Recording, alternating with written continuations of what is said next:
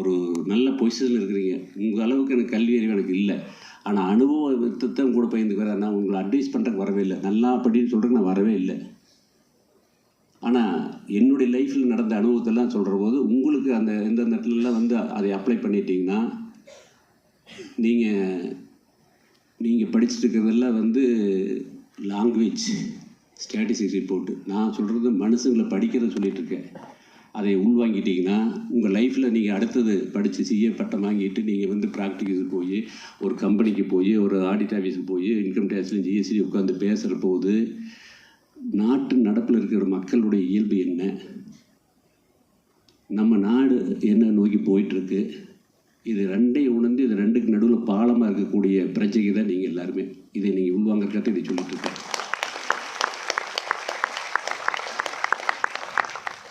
இது வரைக்கும் 2005 2010 வரைக்கும் வந்து எல்லா ஆடிட்டும் எனக்கு தெரிஞ்ச வரைக்கும் ஆடிட் எல்லாருமே வந்து நீங்கள் டேக்ஸ் கட்ட வேண்டாம், அதுக்கு தான் நாங்கள் இருக்கோம்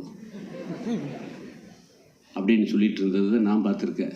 அதுக்கு மேலே இன்றைக்கி ஜிஎஸ்டி வந்தாச்சு. இன்கம் டேக்ஸில் மேனுவல்லாம் போய் இன்றைக்கி சிஸ்டமேட்டிக் வச்சு யாரும் ஃபேஸ் டு ஃபேஸ் கூட பார்க்குறது இல்லை. எல்லாமே மெயிலில் தான் பார்த்துக்கணும். எந்த ரிப்ளை இருந்தாலும் மெயிலில் தான் கொடுக்கக்கூடிய சூழ்நிலை இருக்குது. அப்படின்னா நிர்வாகம் வந்து மிகப்பெரிய அளவுக்கு இந்த 15 வருஷத்தில் வந்து மாறுன்னு நான் நேரடியாக பார்த்துருக்கிறதுனால இன்றைக்கி எல்லாருமே வந்து சரியான ரூட்டை தேர்ந்தெடுத்து சரியான பாதையில் பயணிச்சுட்டு இருக்கக்கூடிய காலகட்டத்தில் நீங்கள் எல்லாமே வந்து இந்த சிஎல் என்ட்ரி ஆக போகிறீங்க. அதனால் ஒரு 15 வருஷத்துக்கு இருந்தக்கூடிய சின்னச்சாமி ஆடிட்டில் இருந்தக்கூடிய காலகட்டத்தில் நீங்கள் இல்லை.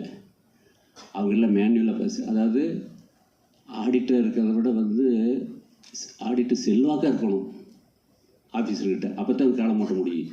படித்து நாலேஜ் எடுக்கிறத விட வந்து அவங்க கூட நல்லா பழகி அவங்களோட செல்வாக்காக இருந்தால் தான் வந்து ஃபைலை க்ளோஸ் பண்ண முடியும். காலகட்டமெல்லாம் மாறி இன்றைக்கி சிஸ்டமேட்டிக்காக இருந்தால் தான் ஜெயிக்க முடியும் அப்படிங்கிற காலகட்டத்துக்கு வரக்கூடிய நிகழ்வுள்ளது நீங்கள் இல்லை என்ட்ரி பண்ண போகிறீங்க. அப்போது திறமையை உங்களுக்கு இன்ஸ்டியூட்டு எல்லாம் சொல்லி கொடுத்துரு. நான் ஒன்றும் பெருசாக சொல்ல வேண்டிய அவசியம் இல்லை.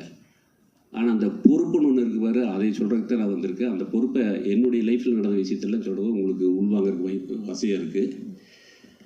இன்றைக்கி நான் உங்களுக்கு முன்னாடி நிற்கிறேன் அப்படின்னா